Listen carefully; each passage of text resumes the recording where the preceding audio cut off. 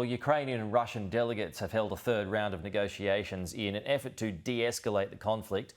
Russia says there's now a temporary ceasefire in some parts of the country, and that's to allow civilians to leave. Joining me live from Washington, D.C. now is the former US ambassador to NATO, Kurt Volker. Kurt, appreciate your time. We're talking about a third round of peace talks here. How close to peace do you really think we are? Not close at all, unfortunately. Putin is clearly demanding a surrender of Ukraine. It's not going to happen. Ukrainians are not going to surrender. So they spend their time talking about whether there can be a humanitarian corridor, some relief for civilians. And the Russians are playing that very cynically as well. They promised to do it, and then as people tried, they were bombed. And what Russia's then saying is, okay, you can only come out if you come to Belarus or Russia. Incredibly cynical. What is even the point of these peace talks? Is anything actually achieved? Even a single thing?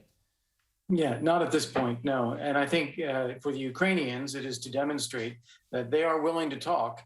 They are willing to come to a settlement if Russia withdraws its forces from the country.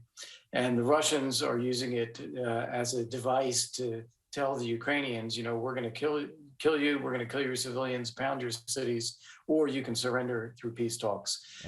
This is not productive at the moment. What we need to do is change the balance of forces more in Ukraine's favor. And if that can happen, then there might be a possibility that Russia would agree to leave. And if so, then there could be terms for that. Okay, so how would that be achieved? What are you thinking? Well, I think we have to provide substantially more armaments for Ukraine. That is happening to some degree. Lots more anti-tank weapons, lots more anti-air systems that are going in. We are working with Poland to get them MiG-29s to add to their existing MiG-29 so they have more air power. I would like to see more than that as well. I'd like to see USA-10 aircraft transferred. And I think we should be looking very seriously at a no-fly zone over Kiev in the west. You don't think that that would run the risk of Vladimir Putin then launching an all-out assault and that would flow into other countries? Well, there is certainly a risk, but look at the risk that we're facing without doing that, that he is slaughtering thousands and thousands of civilians, causing already close to 2 million refugees. And I think the last thing Vladimir Putin wants is to draw the West into the war. And so I think he would think twice about engaging everywhere. And he's having a hard enough time subduing the Ukrainian military with superior forces because of the poor organization, poor training, poor morale. I don't think he's in a position really to threaten the West. Do you think, though, that, I mean, is there potential for World War III? Some people have suggested, you impose a no-fly zone, though, then you're going to have to take out Russian targets. You're going to have to kill Russians, basically, and that would descend into World War III because Russia would then more than likely ask China for help. What's your thoughts on that? Yeah, so first off, Russia is in somebody else's country. They're not in Russia. And so we should be able to help those people in that country defend themselves. We would not be doing anything against Russia directly or in Russia.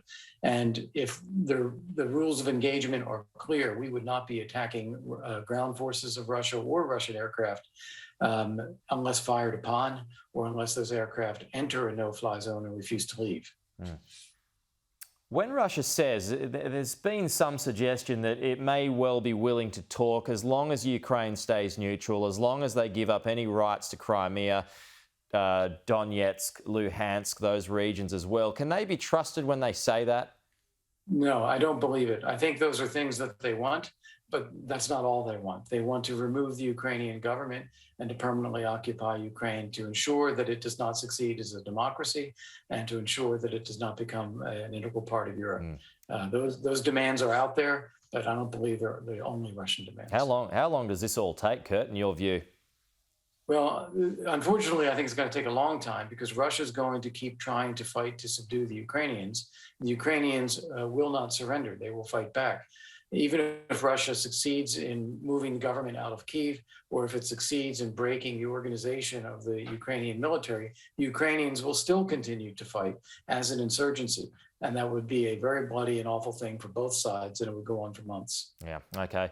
Kurt Volker, appreciate your thoughts. Thanks for joining us here this morning. My pleasure.